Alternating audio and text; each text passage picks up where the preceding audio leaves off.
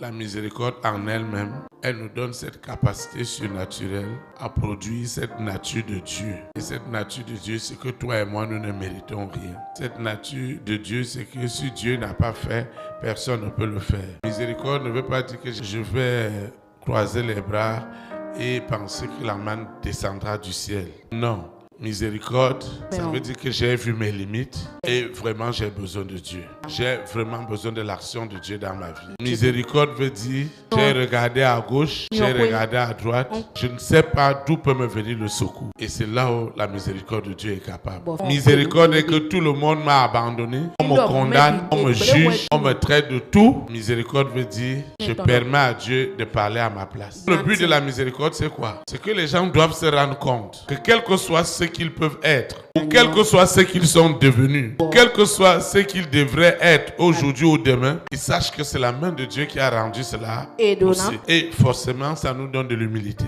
Et j'ai compris qu'on n'en avait pas. Parce que nous croyons que c'est nos efforts, c'est notre capacité, c'est notre savoir-faire. En réalité, on devenait orgueilleux, on devenait orgueilleuse, on devenait arrogant devant l'Éternel. Et la Bible dit que Dieu résiste aux orgueilleux, mais il fait grâce aux humbles. Et notre plus grande humilité, c'est de reconnaître que toi et moi, nous pouvons tout par Jésus-Christ Nazareth, qui nous fortifie, qui nous console, qui nous encourage, qui nous dirige, qui nous fortifie. Parce qu'il y a des situations où tu dois comprendre que seule la consolation qui te vient du ciel doit faire son œuvre. La première des choses que nous allons voir ce matin, c'est que la dimension surnaturelle de la miséricorde de Dieu doit te sauver de quelque chose. Tu dois être sauvé de cette situation. Je dis que tu dois être sauvé. Tu dois sortir de là. Tu dois sortir. La miséricorde de Dieu doit agir dans cette situation. Dieu doit t'enlever de là. Dieu doit te délivrer de cela. Dieu doit t'enlever de cette maladie. Dieu doit te délivrer de cette malcompréhension. Dieu doit changer cette situation professionnelle. Dieu